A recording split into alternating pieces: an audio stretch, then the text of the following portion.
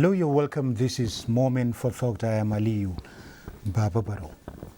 Last week we had a discussion on Nigeria's development drive with the historical perspective of the country and good upbringing of the child for good citizenship. History, they said, is to know about your past, towards appreciating the present, and of course, for the good projection of future for your country. We're back again. Incidentally, the same set of guests, perhaps obliged us to come back to the studio. I have with me Otumba Shegun Rinshewe, Director General of the National Council for Arts and Culture, Officer of the Order of the Niger. Welcome to the program. Thank you very much. Yes. Dr. Mainasara Kogo Umar, a lawyer by profession, an educationist, a historian, an economist, and perhaps a commentator on public and political affairs. You're welcome back on the program. Thank you very much. Thank you. If you could remember Otumba Shegun Rinshewe, I said I was going to challenge, not a challenge per se. When you talk about your love for NTA, you want them to do more. Let me have a historical background of television in Nigeria, the first in Africa. It was in April 1959. Chief Obafemi Awolowo, the premier of Western region at that time, when he was inaugurating the Western Nigerian television, he said, I enjoyed all. I called all to join us in celebrating this. He called it more than miracle of instruction and influence. And he went further to say that I pray that not only Western Nigeria, but the whole of Nigeria and the continent of Africa will benefit from the values this medium will give for the good governance, development of the country, and for Africa. And Nigeria's television mission statement is that projection of true African perspective, which perhaps your NAFES does. I'm just telling you the perspective on which we take the issue of culture, reorientation, and the history of a country towards development of the nation. One or the three basic role of the media is information, education, and entertainment. But NTA is beyond that. It's national integration, cohesion, and towards development, economic development for better Nigeria. How do you see the media, the fourth estate of the realm, taking as NTA, as a case study towards promoting Nigeria's cultural heritage for good citizenship and good governance? Well, thank you very much. First and foremost, we must get something clear. Yes. The role of the media is very critical, vis-a-vis that of NTA, in the context of no matter how good your brand is or your production, if nobody showcases it to the people, then you have not started yet. So, for me, I always say something that, particularly in the era of fake news, NTA is an authority when it comes to the real news, genuine news. People will even tell you, if NTA has not broadcast it, don't believe it. Because NTA is extremely very careful, not into sensationalism, not into creating a platform of dividing the country, instead uniting the country. Yes. If you remember, I will bring this case today, the issue of Akaluka in Kano. Nigerians are forgotten in a hurry. Nigerians need to thank and celebrate NTA. While other mediums said Igbos were killed in Kano, NTA came out that evening with the true story. If I remembered, one medium said Igbos are already leaving Kano. But NTA came up to say, no, there's nothing like that. There was a misunderstanding by two individuals. Does not make Nigerians to go to war. So for me, Nigerians need to comment when the right thing is being done. If NTA did not come out that day, maybe the story will be different today. Yes. So the role of the media is extremely important. I would also like to take a cue from what you said about Chief Obafemi Awolowo. After the television, there was the Liberty Stadium in Ibadan. And somebody asked Chief Obafemi Awolowo, why sports? He said, gentlemen, a day is coming that sport will rule the world. It is here already. It is here today. I've seen it. Yeah. Sport is already ruling the world. Yes. That is the reason why we must appreciate each other's content. I would also like to draw our attention. There was a year Nigeria played against Zamalek of Egypt. Yes. All the 11 players on the field were from Bendel Insurance. Nobody is talking about which state, which local government, which religion. No. We're talking about what do we have in stock for our great country, Nigeria.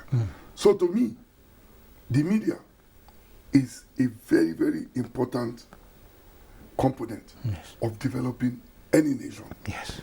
If the story is wrong, then the foundation is already wrong. The building will be shaky. Yes. I am appealing for all the mediums who have not understand to take a cue from NTA and let us look inwards to what unites us than what divides us, which NTA stands for. Thank you very much.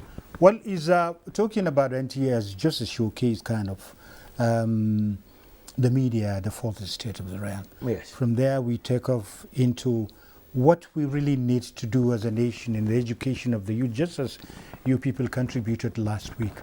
I go back in history again to Sardauna of Sakwato while inaugurating the Northern Nigerian Broadcasting Corporation. He said for far too long they have been singing our songs. That is the Western media. Yes. It is high time we sang ours so that our brothers and sisters, our children, will know where they come from and the projection for their future. Is that what obtains today? The youth are the reservoirs of the future development of any nation. And no future developmental template can be implemented better than the quality of the resource endowment you have entrenched in your young men. Young men of nowadays are getting what I will call digital parenting. Digital parenting. We are getting digital parenting to the detriment of our originality. You'll see a young man coming into his own parents' house with a coiled hair, somebody with even earring, somebody with beads on his neck, which are an anathema to our customs and tradition, which are repugnant to our history, to our culture, to our tradition. The media under Section 22 of the Constitution is doing its best in trying to sensitize, conscientize, and educate the citizenry. Yes. The government has a role. When you take sections 15 and 17 of the Constitution, the government has a role to infuse intertribal and intercultural understanding among the young men, to the extent that it is postulated there that the government should try and encourage intertribal marriages so as to appreciate the enrichment of the customs, culture, and tradition that is inherent in every part of Nigeria's society. That was why we had NYC. Exactly. We are having over 380 something different tribes, different groups in the country. Each one is enough to stand as an independent, homogeneous society. Each of these customs and traditions. When you look at the world as an example, there are countries whereby, especially in Europe, where you have their leaders during cultural festivities, not even cultural festivities, national festivities, their leaders comes out in skirts, because skirt is a costume that is recognized as a heritage of their historical culture, historical tradition. And there are such countries where you see their leaders in gowns and turbans. And even in Africa here, you see leaders whose ancestral background has to do with wearing skirts or moving even barefooted. You should appreciate what is the historical enrichment there. What are the values there? And these are the kind of things that are supposed to be our responsibilities as the parents. A parent is supposed to be responsible for entrenchment of whatever his grandparents have entrenched in him, to pass it onward to the younger generation so that the future will have semblance of continuity in appreciation of our value system.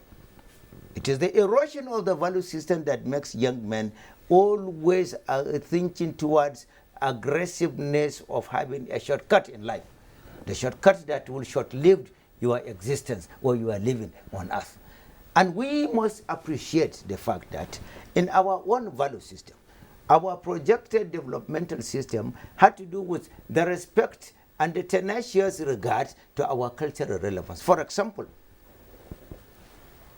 in 1966, or rather 1967, at the advent of the Civil War, we saw a lot of problems, a lot of difficulties. But what got us succeeded in uniting at the end of it as no winner, no vanquish, is the quality of the statesmen we were having as the leaders then. You have traditional rulers whom even the British colonialists respected and passed their leadership through them as indirect rule. But here we are, 1975 to 76, we said, no, we don't want this type of system. We abolished the hegemony and the authority of the traditional institutions and evolved what is foreign to us, which is called democratic culture. And then we said, the councillor is superior to the sultan, to the emir, or any other sovereign leader you have. When in Britain up to now, the queen is sovereign. So from there, we eroded all our cultural values and attached what? And attached our developmental interest towards materialism. Yes. Towards accumulation of worldly things, towards the appreciation of the type of political office you are holding, not the type of brains, not the type of background of the parents or grandparents that molded you. Yes. So these are the things that the society, led by the government, and every other person should see the circumference of the boundary of his house as he is the president and commander-in-chief in that particular, in entrenchment of cultural values, in the restoration back of our cultural practices, cultural appreciation, respect to one another. Remember one thing, take the case of India. I always give example of India. India is more populated than Nigeria. India has more customs, more traditions, more culture, more diversity than Nigeria. Diversity of religion, diversity of whatever. India has better.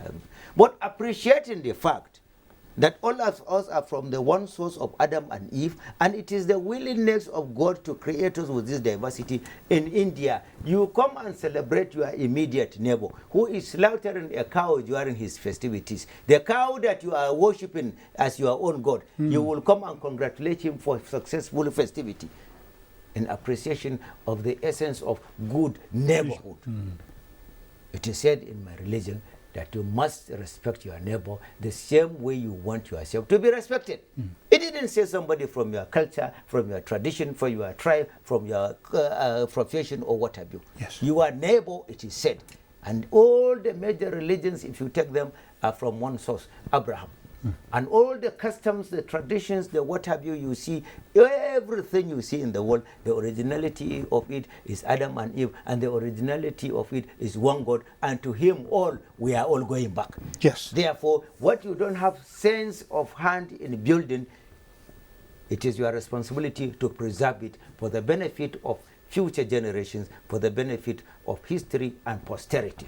Yes, talking about history, posterity, and what have you, just examine the role of the family, the community, and the general society. Let's take the perspective of democracy, the political dispensation we are in now. Many people, well, they said Nigerians are tired with the shenanigans and peccadillos of the political elites, and what they need is good projection for Nigeria's future. But you see, we had it from the beginning. The first president of Nigeria, Dr. Nnamdi Azikiwe, in 1959, his first phrase in the campaign towards independence, he said, "We begin this journey with charity to all and malice to none." So we had a good pattern of democracy. Why do we derail now that when you talk about political thugs, all this and that and what have you, how do you bring back those values like our founding fathers put it to us? Well, honestly, the biggest challenge are the parents. Yes. There's a disconnection from parents and their children, their words, and our cultural values. I'm happy when Prof did mention, you will see a mother going to the market to buy earring for his male child. And, Incredible. Yeah, and then they tell you they are in the Western world. In those days, when we were growing up, even when you want to talk to a young lady, you throw stone on the zinc of the house. You can't even come near the house. Yes. Today, because of our values, you even send the mother of the girl to call her out. What is going on? Today, Barbara, there's a pandemic we need to address quickly. The younger ones are no longer getting married. Yes. The issue of single parent is not our culture. We don't discuss it at all. If you live in some Western world where they provide social security, you can understand. Today, count how many marriages going on. I'm appealing. The parents need to start having a kind of interactions. So many children are into drug. In fact, as of today, the issue of rape is a bigger pandemic than COVID-19.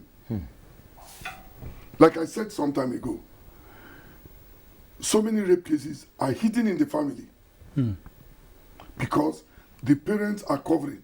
Nobody should hear. But later, psychologically, it affects those children.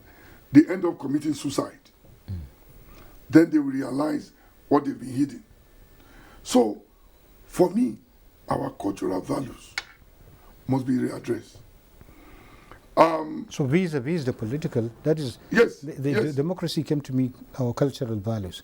So the political elites Yeah. should try to be very conscious of that. No, you see, we must get something clear. Yes.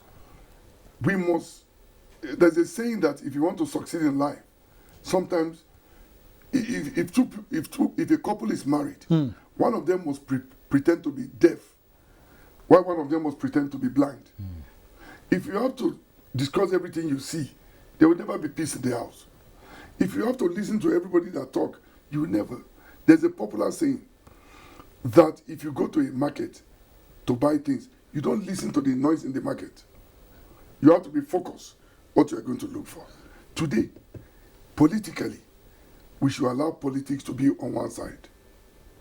Our cultural value is a different ball game entirely.